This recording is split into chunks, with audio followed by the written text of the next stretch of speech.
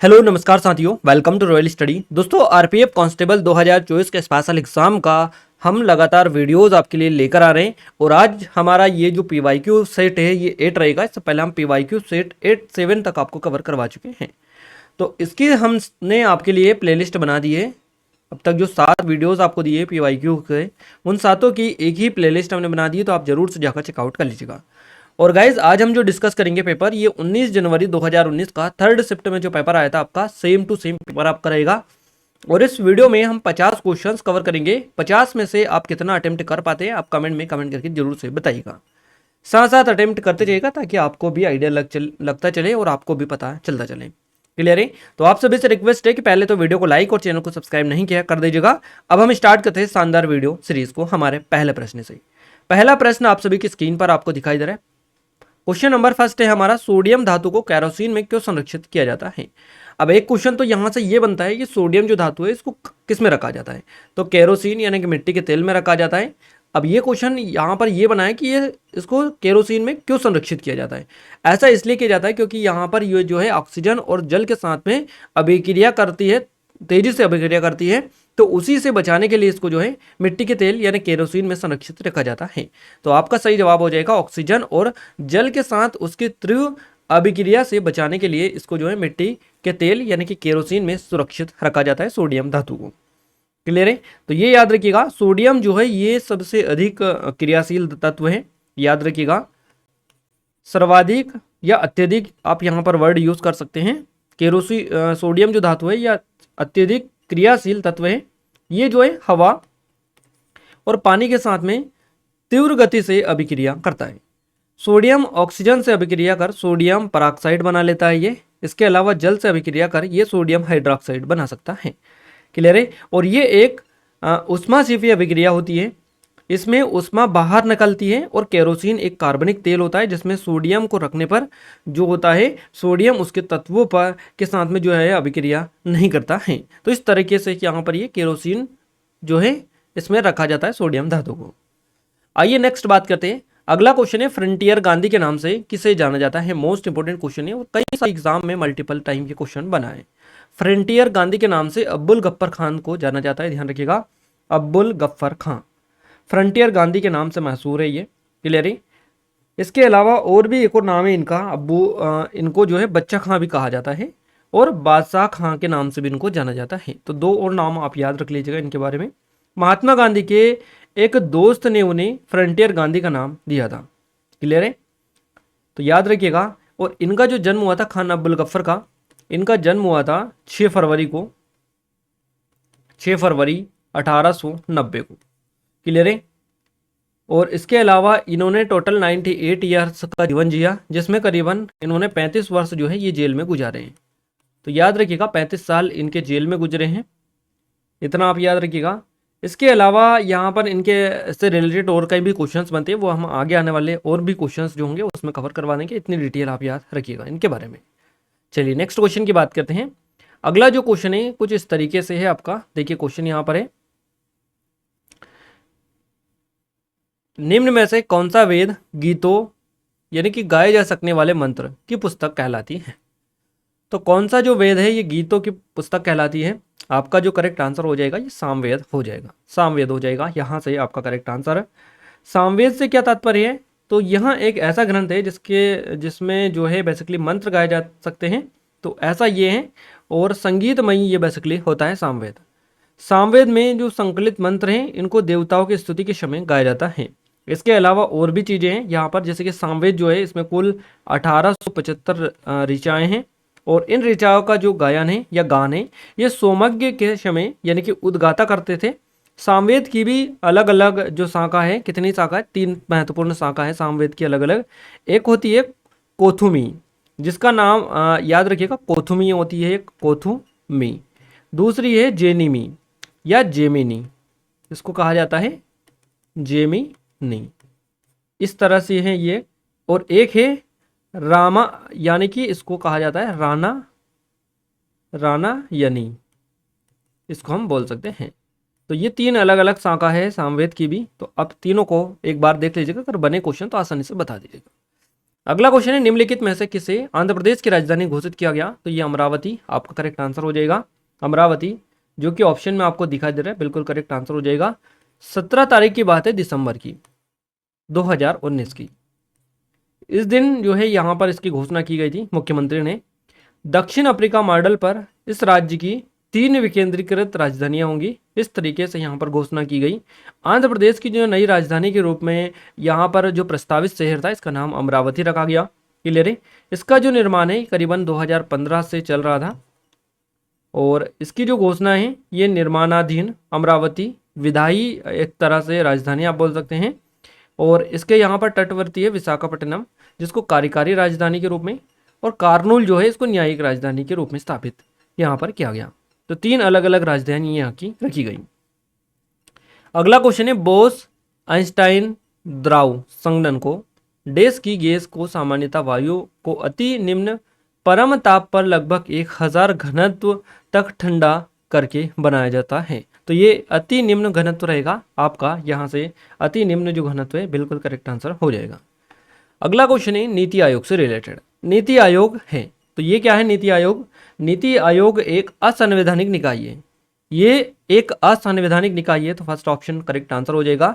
अब यहाँ पर नीति आयोग की बात हुई है, तो देखिए नीति आयोग की जो स्थापना हुई थी ये हुई थी 1 तारीख को, 1 जनवरी को 2015। 1 जनवरी 2015 को योजना आयोग के स्थान पर इसको लाया गया नीति आयोग को। और नीति का फुल फॉर्म क्या होता है? नीति का फुल फॉर्म NITI, नीति। तो national institution for transforming India इसका फुल फॉर्म है नीति आयोग का। 2015 में इसको एक नए संस्थान के रूप में बेसिकली नीति आयोग द्वारा इसको प्रस्तावित किया गया योजना आयोग को। अब सहकारी संघवाद की भावना को प्रतिध्वनित करते हुए यहाँ पर इसको लाया गया। तो आप थोड़ा सा ध्यान रखिएगा इसके बारे में। ये जो है एक असंवैधानिक निकाय है और इस आयोग के जो अध्यक्ष होते हैं ये पीएम होते हैं, प्रधानमंत्री। नेक्स्ट बात करते हैं, भारतीय फुटबॉल एसोसिएशन की स्थापना किस स्थान पर की गई? तो इसकी जो स्थापना की गई ये की गई कोलकाता, पश्चिम बंगाल में। भारतीय फुटबॉल संघ, इसे एको नाम से जाना जाता है IFA, इंडियन फुटबॉल एसोसिएशन के रूप में इसको संक्षिप्त किया गया है। यह एक तरह का वह संगठन है जो भारत के पश्चिम बंगाल राज्य में जो फुटबॉल संघ है इसका संचालन करता है। और ये भारत का सबसे पुराना फुटबॉल संघ है। इतना भी आप याद रखिएगा, क्वेश्चन बने कि भारत का सबसे पुराना फुटबॉल संघ कौन सा है, तो यही है। इसकी जो स्थापना हुई थी ये करीबन 1893 में हुई थी। क्लियर है। और अखिल भारतीय फुटबॉल संघ भारत सरकार के युवा मामलों और खेल मंत्रालय जो है इसके अधिकार क्षेत्र में भारत की फुटबॉल के शासी निकाय हैं। आइए नेक्स्ट क्वेश्चन की बात करते हैं। अगला क्वेश्चन है, निम्न में से किन राशियों के मात्रक समान है? अब यहाँ पर जो राशि आपको दे रखी है इनमें से गति और वेग, इनके जो मात्रक है ये समान है, तो यहाँ से करेक्ट आंसर हो जाएगा। अब देखिए गति एक अदिश राशि है, क्लियर है, जिसमें केवल परिमाण जो होता है इसकी आवश्यकता होती है। और वेग क्या है? तो वेग एक सदिश राशि है। तो याद रखिएगा वेग सदिश हो जाएगा और गति हो जाएगा अदिश राशि। गति और वेग के बीच में मुख्य जो अंतर है ये दिशा का होता है और दोनों की इकाई एक ही होती है, तो थोड़ा सा ध्यान आप रख लीजिएगा। अगला क्वेश्चन है, निम्न में से कौन सा प्रदेश अपनी मार्शल आर्ट की थांग ता शैली के लिए स्पेशली प्रसिद्ध है? तो ये जो स्टेट है इसका नाम आपको बताना है, तो मणिपुर हो जाएगा। थांग ता शैली ये कहाँ की मार्शल आर्ट शैली है, किस राज्य की है? तो ये मणिपुर की हो जाएगी। हुएन लेंगलोन या थांगता मणिपुर की एक भारतीय मार्शल आर्ट है, इसको एक और नाम से जानता है हुएंग लेंगलोंग, तो याद रखिएगा। इसके अलावा थांगता इसको कहा जाता है, ये मार्शल आर्ट है।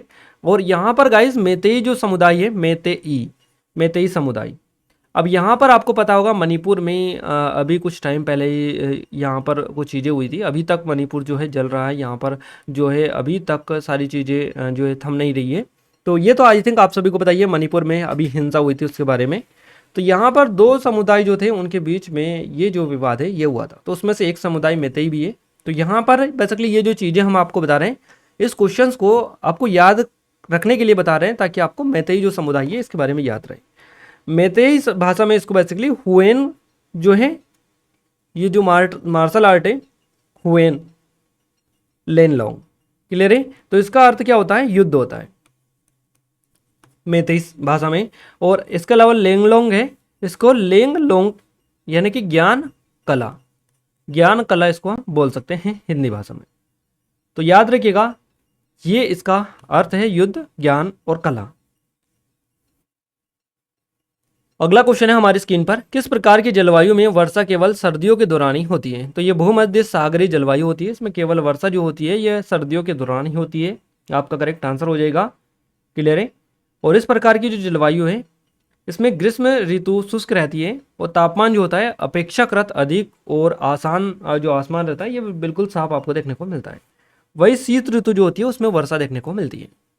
हड़प्पा सभ्यता का प्राचीन शहर कालीबंगा किस राज्य में स्थित है? कालीबंगा जो देखने को मिलता है ये देखने को मिलता है राजस्थान में। याद रखिएगा कालीबंगा राजस्थान का हनुमानगढ़ है, हनुमानगढ़ जिले में स्थित एक प्राचीन और ऐतिहासिक स्थल है कालीबंगा। ये जो है सिंधु घाटी सभ्यता के महत्वपूर्ण अवशेष यहाँ से मिले थे, आप सभी को पता होना चाहिए। 1952 में यहाँ पर जो इसकी खोज की गई थी बीके थापर और बी पाल ने 1969 तक यहाँ की खोज की थी, उत्खनन कार्य किया था। तो यहाँ पर जो उत्खनन कार्य किया गया था ये 1970 तक किया गया था। कब से? तो 1961 से 1969 तक यहाँ पर उत्खनन कार्य जो है ये चला था। अगला क्वेश्चन है कार्य करने की दर क्या कहलाती है? तो इसको शक्ति बोला जाता है। कार्य करने की दर को शक्ति यानी कि पावर कहते हैं।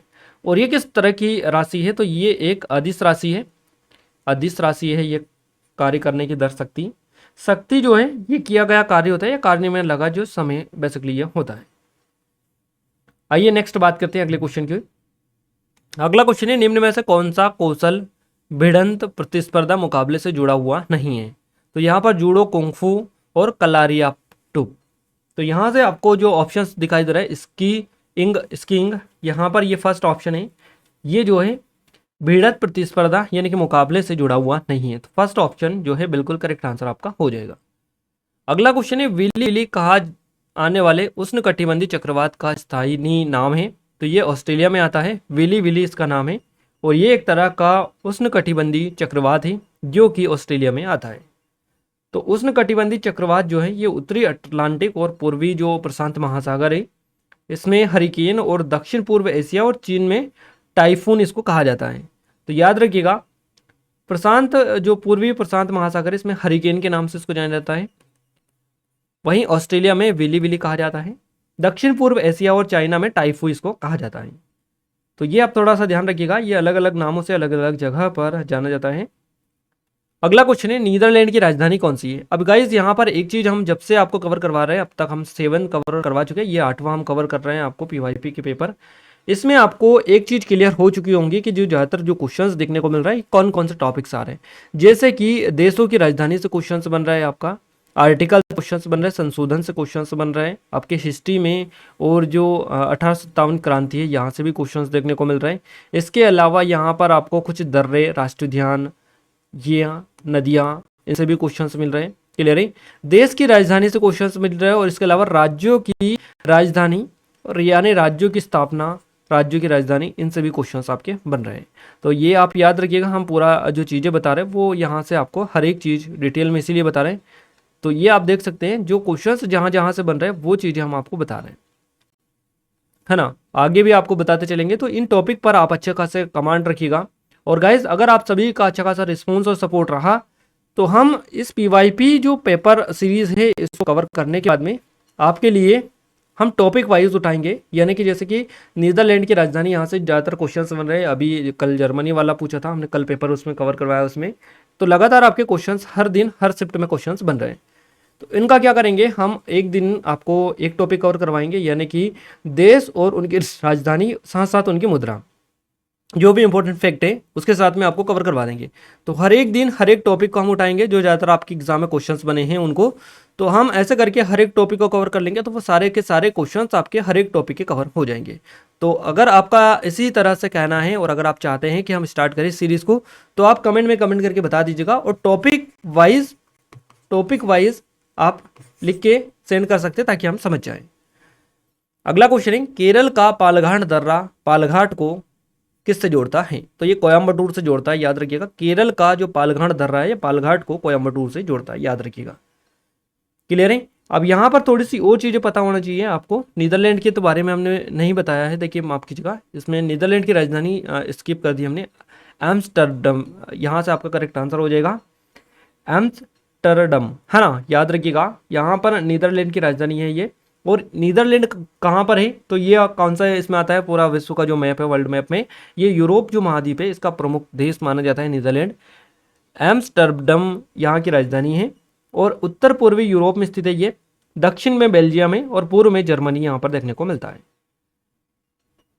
अब यहाँ पर अलग अलग चीज़ें हैं आपको, जैसे कि वेलेंटा, रोयटम, पोर्ट लुइस, ये सारे, तो उन सारे देशों की हम आपको अच्छे से कवर करवा देंगे, आप याद रखिएगा। केरल का पालघाट जो दर्रा है, ये दर्रा पालघाट को कोयम्बटूर से जोड़ता है और पालघाट जो दर्रा है ये पश्चिम घाट पर्वत श्रेणी का एक बड़ा दर्रा माना जाता है। केरल के कोयम्बटूर से ये जो है पलक्कड़ को जोड़ता है।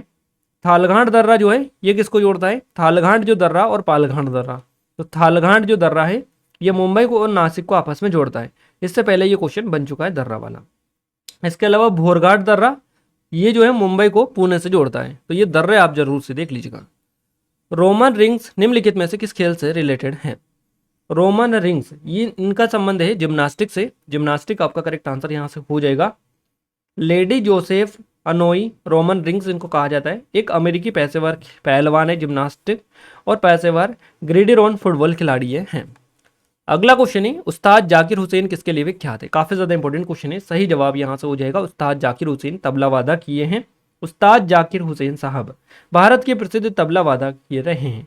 इनका जन्म हुआ करीबन 1951 में 1951 को और तबला वादन अल्लाह रक्का खां के पुत्र थे ये जाकिर हुसैन साहब। भारत सरकार के द्वारा कला के क्षेत्र में इनको 1988 में पद्मश्री दिया गया। इसके अलावा 2002 में पद्म भूषण इनको दिया गया और मार्च 2023 में राष्ट्रपति द्रौपदी मुर्मू के द्वारा पद्म विभूषण से इनको सम्मानित किया गया पर उस्ताद जाकिर हुसैन साहब को, तो आप याद रखिएगा। आइए नेक्स्ट बात करते हैं। अगला क्वेश्चन है निम्नलिखित में से कौन डेंगू वायरस का वाहक है। मादा एडीज मच्छर जो है ये आपका करेक्ट आंसर हो जाएगा। डेंगू वाहक का बेसिकली ये एक वाहक है वायरस का, डेंगू वायरस का। तो डेंगू एक मच्छर जनित बीमारी है, ये तो आपको यहाँ से पता चल ही चुका है, क्लियर ही है क्वेश्चन से। अब ये जो है डेंगू वायरस जिसका नाम है जीनस फ्लेवी वायरस, इसके कारण ये होता है डेंगू। मादा एडीज मच्छर जो होता है डेंगू वायरस का वाहक होता है और ये जो मच्छर है बेसिकली चिकनगुनिया, पीत ज्वार और जीका, ये एक संक्रमण है, इसका भी वाहक यही मच्छर होता है, मादा एडीज मच्छर। आइए नेक्स्ट बात करते हैं अगले क्वेश्चन की। अगला क्वेश्चन है एक राज्य का राज्यपाल दूसरे राज्य के राज्यपाल के रूप में भी काम कर सकता है। संविधान में यह प्रावधान के संविधान संशोधन अधिनियम द्वारा जोड़ा गया। तो ये जो जोड़ा गया 7वें संविधान संशोधन अधिनियम के द्वारा। अब कौन सा आर्टिकल ये कहता है, आर्टिकल है 153 अनुच्छेद 153 के अनुसार देश में प्रत्येक राज्य का राज्यपाल होगा, ये जिक्र यहां पर कर रहा है आर्टिकल 153। इसके अलावा अनुच्छेद 155 अनुच्छेद 155 ये क्या कहता है, 155 जो आर्टिकल है ये कहता है कि राज्यपाल की जो नियुक्ति है राष्ट्रपति के द्वारा की जाएगी, क्लियर है, तो याद रखिएगा। और संविधान के अनुसार राज्यपाल राज्य के संवैधानिक प्रमुख प्रतिनिधि के रूप में काम करता है।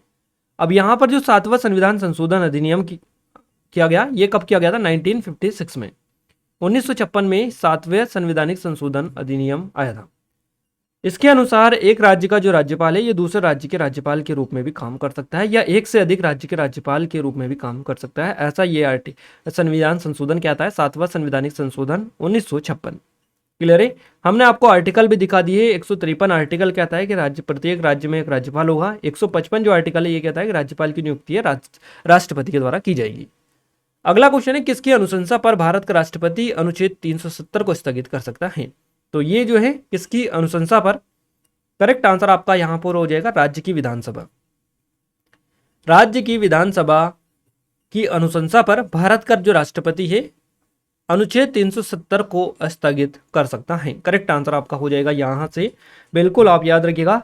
अब अनुच्छेद 370 क्या है, अनुच्छेद 370 जम्मू कश्मीर की विधानसभा को जो सिफारिश करने का जो अधिकार है बेसिकली दिया गया था, 370 यहाँ पर लगी थी। भारतीय संविधान का अनुच्छेद 370 ये जो है राज्य पर लागू होने चाहिए। तो अनुच्छेद 370 के भी अलग अलग खंड है। क्लियर है, तो ये आपको पता होना चाहिए। अनुच्छेद 370 की यहाँ पर बात कर रहे हैं हम। इसका खंड 3 भारत के राष्ट्रपति को इसके प्रावधानों और दायरे में संशोधन करने की शक्ति देता है। खंड 3 इसमें संशोधन करने की शक्ति देता है। याद रखिएगा 2019 में संशोधन द्वारा अनुच्छेद जो 370 है, इसको 370 को तहत राज्य का विशेष दर्जा जो है समाप्त कर दिया गया है जम्मू कश्मीर में, तो आप ध्यान रखिएगा। अगला क्वेश्चन है, नियंत्रक और महालेखा परीक्षक के कार्यालय की स्थापना संविधान के किस अनुच्छेद के अंतर्गत की गई? तो आर्टिकल 148 आपका करेक्ट आंसर हो जाएगा। भारतीय संविधान का जो आर्टिकल है, अनुच्छेद है संविधान का आर्टिकल 148 नियंत्रक एवं महालेखा परीक्षक के कार्यालय अधिकार को स्थगित करता है। अब ये जो है CAG की स्थापना, नियुक्ति और इसके अलावा शपथ सेवा की शर्तों से संबंधित है, तो ये आप याद रखिएगा। इसके अलावा एक और आर्टिकल है 150 अनुच्छेद 150, ये क्या कहता है? संघ और राज्यों को खातों का विवरण राष्ट्रपति के अनुसार की सलाह पर रखना होगा, ये कहता है आर्टिकल 150। नेक्स्ट क्वेश्चन है आपका, क्वेश्चन है निम्न में से कौन सा कोशिकांग एडिनोसिन ट्राइफॉस्फेट यानी कि ATP उत्सर्जित करता है? निम्न में से कौन सा करता है? तो यहां पर आपका माइटोकॉन्ड्रिया जो है ये बिल्कुल करेक्ट आंसर आपका हो जाएगा। ऑप्शन नंबर डी बिल्कुल करेक्ट आंसर रहेगा। नेक्स्ट क्वेश्चन है, सेंटिनल जनजाति भारत के किस क्षेत्र में पाई जाती है? तो ये अंडमान निकोबार द्वीप समूह जो है यहाँ पर देखने को मिलती है सेंटिनल जनजाति। क्लियर है। अगला क्वेश्चन है, राज्य विधानसभा का पहला सत्र किसके द्वारा संबोधित किया गया था? राज्य विधानसभा का पहला सत्र जो संबोधित किया गया था राज्य के राज्यपाल के द्वारा संबोधित किया जाता है। क्लियर है। भारतीय संविधान का आर्टिकल 153 कहता है के तहत प्रत्येक राज्य के लिए एक राज्यपाल का प्रावधान है। यह हमने आपको बताया है। एक ही व्यक्ति को 2 या 2 से अधिक राज्यों के राज्यपाल के रूप में नियुक्त किया जा सकता है। संविधान के मुताबिक अगर अपन बात करें तो राज्य का राज्यपाल दोहरी भूमिका अदा करता है। विधानसभा सत्र की पहली बैठक में राज्यपाल अपना अभिभाषण जो है ये देता है और राज्यपाल को संविधान के अनुच्छेद 161 के तहत क्षमादान और दंड विराम आदि की भी शक्ति प्राप्त होती है। तो ये दंड क्षमादान और दंड विराम की जो शक्ति दी जाती है राज्यपाल को, ये कौन सा आर्टिकल देता है? 161। अगला क्वेश्चन है, गारो पहाड़ियां का सबसे ऊंचा शिखर कौन सा है? गारो पहाड़ियों का सबसे ऊंचा जो शिखर है इसका नाम है नोक्रेक। नोक्रेक आपका करेक्ट आंसर हो जाएगा। ये कहां पर है? तो ये मेघालय में है, मेघालय राज्य में स्थित है ये गारो पहाड़ियां। तो यहाँ पर पहाड़ों की एक श्रृंखला है। इसके अंतर्गत मेघालय में 3 जिले आते हैं, पूर्वी, पश्चिमी और दक्षिणी गारो हिल्स इनको कहा जाता है। और गारो खासी जनजाति यहाँ पर बेसिकली देखने को मिलती है। तो गारो और खासी श्रृंखला का हिस्सा यहाँ पर ये मुख्य रूप से आदिवासी बसते हैं यहाँ पर। इसमें मुख्य रूप से गारो लोग होते हैं। गारो पहाड़ियों का सबसे ऊंचा जो शिखर है या सबसे ऊंचे जो चोटी है इसको बोला जाता है नोकरेक। नोकरेक इसको बोला जाता है या नोकरेक इसको आप बोल सकते हैं। इसकी जो ऊंचाई है ये कितनी है? ये है करीबन 1515 मीटर। 1515 मीटर याद रखिएगा, 1515 मीटर। नेक्स्ट बात करते हैं, भारत के ग्रामीण क्षेत्रों में व्यापक स्तर पर पाई जाने वाली बेरोजगारी का प्रकार कौन सा है? तो ये जो प्रकार है ये है प्रच्छन्न बेरोजगारी। ये एक ऐसी घटना होती है इसमें वास्तव में आवश्यकता से अधिक लोगों को रोजगार दिया जाता है और ये जो है मुख्य रूप से भारत के ग्रामीण क्षेत्र जैसे कि कृषि असंगठित क्षेत्रों में व्यापक स्तर पर यह प्रच्छन्न जो बेरोजगारी है ये देखने को मिलती है। अगला क्वेश्चन है हमारा, निम्न में से कौन सा एक प्राथमिक क्षेत्र के अंतर्गत नहीं आता है? तो तेल शोधन जो है ये प्राथमिक क्षेत्र में नहीं आता है। क्लियर है। प्राथमिक क्षेत्र अर्थव्यवस्था का वह क्षेत्र होता है जो प्राकृतिक संसाधनों का सीधा उपयोग करता है। इसके अंतर्गत जैसे कि कृषि हो गई, वानिकी, मछली पकड़ना और खनन आना, ये सारे जो हैं ये प्राथमिक क्षेत्र होते हैं। इसके विपरीत द्वितीयक जो क्षेत्र होता है इसमें वस्तुओं का निर्माण करना होता है और तृतीयक जो सेवाएं हैं ये प्रदान करना होता है। अगला क्वेश्चन है, गोरखपुर निम्नलिखित में से किस भारतीय रेल मंडल का मुख्यालय है? गोरखपुर ये जो है ये हो जाएगा पूर्वोत्तर भारतीय रेल मंडल का मुख्यालय। गोरखपुर पूर्वोत्तर भारतीय रेल मंडल का मुख्यालय है। इसकी जो स्थापना हुई थी ये हुई थी 1952 में, 1952 में इसकी स्थापना हुई थी। कोलकाता मेट्रो रेलवे सहित संपूर्ण भारतीय रेलवे प्रणाली जो है ये करीबन 19 जोन और 70 डिवीजन में बना हुआ है या बटा हुआ है। अगला क्वेश्चन है हमारा, देखिए नेक्स्ट क्वेश्चन आपकी स्क्रीन पर है। क्वेश्चन है, निम्नलिखित में से या निम्न में से खेती की एक आधुनिक विधि कौन सी है? तो यह है जैविक उर्वरक। यह खेती की एक नई विधि है। अगला क्वेश्चन है पांडिचेरी विधानसभा की स्थापना किस वर्ष की गई? 1963 में पांडिचेरी जो विधानसभा है इसकी स्थापना की गई। पुडुचेरी के नाम से इसको जाना जाता है। ये केंद्र शासित प्रदेश है। यहाँ एक सदनी विधायिका है। 4 जिले शामिल है इसमें, पुडुचेरी, कराईकल, माहे और यानम। भारत में 8 केंद्र शासित प्रदेश है और 28 राज्य है, तो यह तो आप सभी को क्लियर है चीजें। पुडुचेरी विधानसभा की जो स्थापना हुई थी 1961, माफ कीजिएगा 1963, 1963। अगला क्वेश्चन है किस भारतीय राज्य की लोकसभा सीटों की संख्या सर्वाधिक है? लोकसभा सीटों की संख्या सबसे अधिक है उत्तर प्रदेश में। उत्तर प्रदेश करेक्ट आंसर हो जाएगा। किस भारतीय राज्य की लोकसभा सीटों की संख्या सर्वाधिक है? तो उत्तर प्रदेश हो जाएगा। देखिए लोकसभा सदस्यों की जो अधिकतम संख्या है ये कितनी है? 550, जिसमें 530 जो सदस्य राज्य और 20 सदस्य केंद्र शासित प्रदेश के प्रतिनिधित्व होते हैं। तो ये कितने हो गए? 530 तो राज्यों के हो गए और 20 हो गए केंद्र से। तो 520, 30, 50 यानी कि 550 टोटल हो जाते हैं यहाँ पर। वर्तमान में लोकसभा में कितने हैं? 543 सदस्य हैं। क्लियर है? जिसमें से 530 जो सदस्य हैं ये राज्यों का प्रतिनिधित्व करते हैं और 13 जो सदस्य हैं ये केंद्र शासित प्रदेश का प्रतिनिधित्व करते हैं। वर्तमान में उत्तर प्रदेश में सबसे अधिक कितनी सीटें हैं? 80 सीटें हैं यहाँ पर। उत्तर प्रदेश में 80 लोकसभा सीटें यहाँ पर हैं, याद रखिएगा। अगला क्वेश्चन है निम्न में से किस भगवान को ऋग्वेद की में पुरंदर कहा गया? तो ये कहा गया भगवान इंद्र को ऋग्वेद में पुरंदर कहा गया। देखिए ऋग्वेद जो है भारत का सबसे प्राचीन ग्रंथ है और इसमें कुल 10 मंडल हैं और इसमें 1028 सूक्त हैं और कुल 10,480 ऋचाएं हैं और इस वेद में 33 कोटि देवी देवताओं का उल्लेख मिलता है ऋग्वेद में। तो क्वेश्चन इस तरह से बनेगा कि किस वेद में 33 कोटि देवी देवताओं का उल्लेख है? तो ये ऋग्वेद में ही है। अगला क्वेश्चन है निम्न विकल्पों में दिया गया कौन सा शब्द फ्री हैंड एक्सरसाइज को व्यक्त करता है? तो ये कैलिस्थेनिक्स आपका करेक्ट आंसर हो जाएगा। नेक्स्ट क्वेश्चन है ओलंपिक के ग्रीष्मकालीन सत्र में के अंतर्गत निम्नलिखित में से कौन सा खेल शामिल नहीं है? तो कर्लिंग खेल जो है शामिल नहीं है। अगला क्वेश्चन है जम्मू कश्मीर राज्य पर निम्न में से क्या लागू नहीं होता है? तो वित्तीय आपातकाल जो है ये जम्मू कश्मीर राज्य पर लागू नहीं होता है। भारतीय संविधान की अनुच्छेद 360, अब यहाँ पर आर्टिकल हटा दिया गया है तो उस फेवर में क्वेश्चन है, आप थोड़ा सा अपडेट करिएगा। खपत व्यय पर आय की अधिकता कहलाती है, इसको बचत हम बोल सकते हैं। कबड्डी को किन एशियाई खेलों में पहली बार शामिल किया गया? कबड्डी को किन एशियाई खेलों में पहली बार शामिल किया गया? तो 11वें एशियाई खेलों में पहली बार इसको शामिल किया गया। कबड्डी को एशियाई खेलों को एशियाड के नाम से भी जाना जाता है और प्रत्येक 4 साल बाद जो है ये आयोजित किए जाते हैं। बहु खेल प्रतियोगिता इसमें हम बोल सकते हैं। अब इसमें केवल एशिया के विभिन्न देशों के जो खिलाड़ी हैं यही भाग ले सकते हैं एशियाई खेलों में, नाम से ही क्लियर है। कबड्डी को 11वें एशियाड खेलों में पहली बार शामिल किया गया था। नेक्स्ट क्वेश्चन है घाटे की बजट नीति को और क्या कहा जाता है? इसको विस्तारित आर्थिक नीति भी बोला जाता है। 2011 की जनगणना के अनुसार भारत के किस राज्य में लिंगानुपात सबसे कम है? तो हरियाणा आपका हो जाएगा, हरियाणा में सबसे कम है। देखिए 2011 के जनगणना के अकॉर्डिंग भारत का जो लिंगानुपात है ये 943 है, 943। और बाल लिंगानुपात कितना है? तो ये है 919। बाल लिंगानुपात 919 है, लिंगानुपात है 943। केरल का लिंगानुपात सबसे अधिक है, यहाँ का लिंगानुपात है 1084 और सबसे कम हरियाणा का है, यहाँ का है 779। क्लियर है? 879 माफ कीजिएगा, यहाँ का हरियाणा का। नेक्स्ट क्वेश्चन है पहला गुट निरपेक्ष सम्मेलन कहाँ हुआ था? ये बेलग्रेड में हुआ था, याद रखिएगा। पहला गुट निरपेक्ष सम्मेलन जो हुआ था ये बेलग्रेड में हुआ था और कब हुआ था? 1961 में। बेलग्रेड यूगोस्लाविया में हुआ था ये और इस सम्मेलन में विश्व के 25 देशों ने करीबन भाग लिया था। वर्तमान में विश्व के 120 देश इस समूह के सक्रिय सदस्य अभी हैं वर्तमान में। उस टाइम पर 25 देशों ने भाग इसमें लिया था। अगला क्वेश्चन है डांडिया एक पारंपरिक लोक नृत्य है, तो कहाँ का? ये गुजरात का है, गुजरात करेक्ट आंसर हो जाएगा।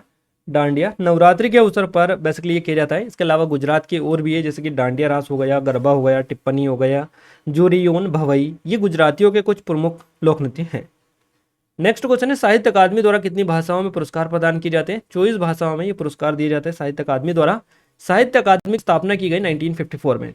क्लियर है? यानी कि साहित्य अकादमी पुरस्कार की स्थापना 1954 में की गई। ये जो पुरस्कार है एक साहित्य अकादमी द्वारा प्रतिवर्ष प्रदान किए जाते हैं। क्लियर है? तो याद रखिएगा 24 भाषाओं में ये दिए जाते हैं। चलिए नेक्स्ट बात करते हैं अगले क्वेश्चन की। 14वें वित्त आयोग के अध्यक्ष कौन थे? या 14वें वित्त आयोग के अध्यक्ष थे वाई वी रेड्डी, आपका करेक्ट आंसर यहाँ से हो जाएगा। नेक्स्ट क्वेश्चन है हमारा, बुद्ध धर्म के संस्थापक गौतम बुद्ध का जन्म निम्न में से किस स्थान पर हुआ था? लुम्बिनी में इनका जन्म हुआ था गौतम बुद्ध का। कल भी इनसे क्वेश्चन बना था, हमने पूरी डिटेल इनकी बता दी थी। नेपाल के लुम्बिनी में 563 ईस्वी पूर्व में बैसाख पूर्णिमा के दिन गौतम बुद्ध का जन्म हुआ था। महात्मा बुद्ध को 528 ईसा पूर्व बैसाख पूर्णिमा के दिन बोधगया में एक पीपल वृक्ष के नीचे ध्यान करते हुए आत्मबोध प्राप्त हुआ था। अगला क्वेश्चन है हमारा, मनुष्य में जब वाई गुणसूत्र वाला एक शुक्राणु अंडे को निषेचित करता है तो युग्मनज किस रूप में विकसित होता है? करेक्ट आंसर नर शिशु हो जाएगा। मनुष्य में जब वाई गुणसूत्र वाला एक शुक्राणु अंडे को निषेचित करता है तो ये जो होता है युग्मनज नर शिशु के रूप में विकसित होता है। फर्स्ट ऑप्शन बिल्कुल करेक्ट आंसर हो जाएगा। देखिए थोड़े से ये आपको क्लियर ही होगा आई थिंक सभी लोगों को, बट थोड़ा सा बता दें, अनिषेचित अंडा मादा युग्मक है जो अगुणित होता है। बेसिकली इसमें एक्स गुणसूत्र होता है और शुक्राणु में या तो एक्स या फिर वाई गुणसूत्र होता है। यदि वाई गुणसूत्र वाला शुक्राणु अंडे के साथ मिल जाता है तो एक नर बच्चा एक्स वाई पैदा होता है, और यदि एक्स वाला शुक्राणु अंडे के साथ मिल जाता है तो एक मादा यानी कि एक्स एक्स पैदा होती है। तो इस तरीके से एक्स वाई ये गुणसूत्र हैं, इनको समझा जा सकता है। निम्न में से सातवाहन वंश की राजधानी जो है ये कौन सी थी? सातवाहन राजवंश की जो राजधानी थी ये कौन सी थी? जल्दी से ये बताइएगा कमेंट करके।